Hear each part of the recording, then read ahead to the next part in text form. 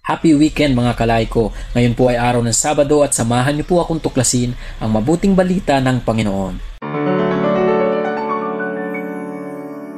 Sa pagbasa po natin ngayon ay nahinango sa Lucas 3 chapter 1 to 9. Dito po ay nagbigay ng isang talinghaga ang ating Panginoon tungkol sa puno ng igos o fig tree. Ang puno po ng igos o mas kilala sa tawag na tibig. Sa amin po sa Bicol, ang tawag dyan ay tibig. Ang puno pong ito ay madalas nating makikita sa bukirin o kaya sa kabundukan. Ito po ay hitik sa bunga o napakarami kong mamunga. Dati akala namin nakakalason ito, ngunit ito pala ay nakakain at masarap din itong kainin. Ginamit ni Jesus ang puno ng igos sa kanyang talinghaga dahil gusto ng Diyos na tayo ay mamunga na kasing dami ng bunga ng puno ng igos.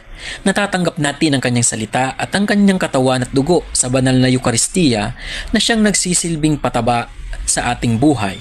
Kaya inaasahan ng Diyos na tayo ay mamunga ng pag-ibig na siyang daluyan ng lahat ng kabutihang maibabahagi natin sa ating kapwa. Amen.